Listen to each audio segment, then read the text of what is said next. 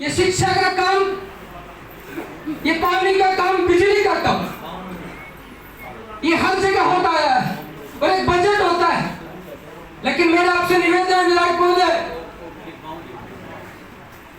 गंगा भी पानी है, जमजम भी पानी है, गंगा भी पानी है, जमजम भी पानी है, हिंदू भी पीता है, मुसलमान भी पीता है। क्या पानी का कोई मजहब है? पानी का क्या कोई मजहब है? और ये जातिगत भावना 2023 में जाति की, धर्म की, क्षेत्र की, गोत्र की एक चर्चा चली बहुत जोरों से।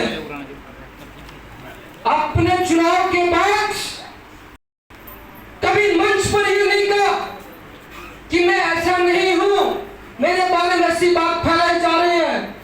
लेकिन इस क्षेत्र विधानसभा क्षेत्र के प्रत्येक नौजवान ने, प्रत्येक किसान ने आपको इस अंगुली की ताकत से विधानसभा में भेजने का काम किया और अवसर दिया, तो आपने साबित किया कि मैं शहीद राम का गुजर का वंशज हूं,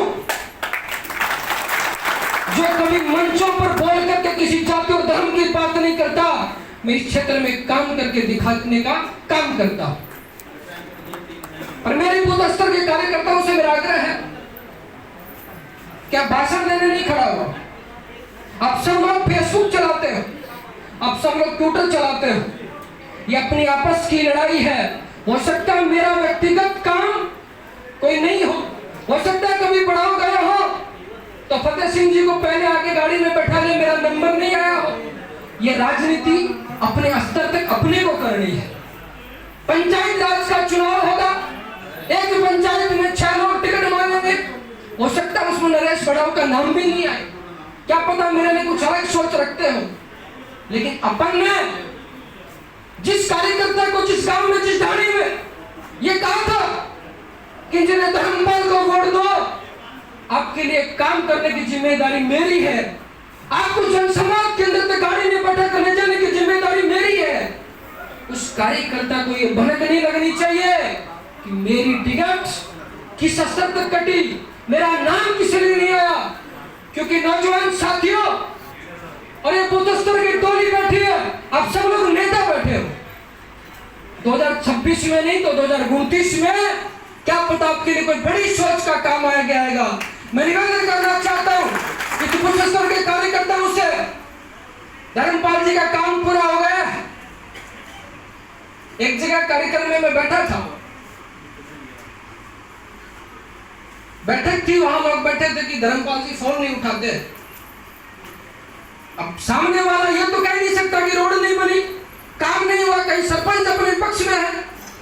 मैंने कहा चूड़ी की ढाणी की बात है, मैंने कहा एक फोन मिलाइए आप लोग। उन्होंने फोन मिलाया, फोन नहीं उठा। 5 मिनट बाद इनका फोन वापस आया। शीशराम जी गंडास ने फोन किया, 5 मिनट बाद फोन वापस आया। उसी फर्श पर बैठे कहा कि मेरा ये फोन आ रहा है वापस। ये 2 साल में किसी ने साबित किया कि मेरे घर चाय की थड़ी पर बैठ जाते में बैठ करके ठोक करके कहो मेरे गांव के अंदर कोई खिलाफ है, यहाँ एक दिन आया नहीं, और गांव के लोगों को गुमराह करके कहते हैं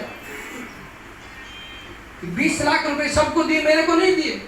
पर मैं ठोक के कहता हूं कि नरेश 10 लाख लेने के लिए नहीं खड़ा हुआ। इस गांव की, इस बड़ाव पंचायत ने 10 लाख के लिए वोट नहीं दिए, 10 करोड़ के लिए वोट दिए, उसमें 6 करोड़ रुपए यहां से लेके गए। ये चीजें को अपने को कहनी पड़ेगी और मजबूती से कहनी पड़ेगी। एक गांव में 6 लोग हैं, अपन 6 की केमिस्ट्री अलग हो सकती है, गांव के अंदर राजनीति अपनी अलग हो सकती है, लेकिन इस भारतीय जनता पार्टी के झंडे के नीचे और सिंह धर्मपाल के लिए 6 लोग आप एक जगह खड़े होकर के आपके लिए काम करने का काम करेंगे। यदि ये तय होगा और इस चीज को आप मानोगे तो 2028 के चुनाव में कोई माई का लाल आपको हराने वाला नहीं है। आज स्थिति बनी हुई है गाँव में। धर्मपाल जी, आपका शकंबरी का कार्यक्रम था, अभी मैं गाड़ी में सुन रहा था।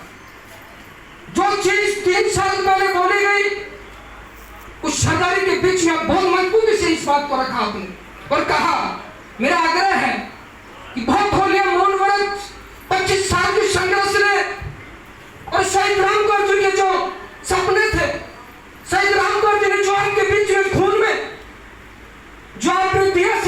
लिए, वो संस्कार आपने बखूबी निभाया है, लेकिन आपको खुले मन से लोगों को जवाब देने का काम अब करना पड़ेगा।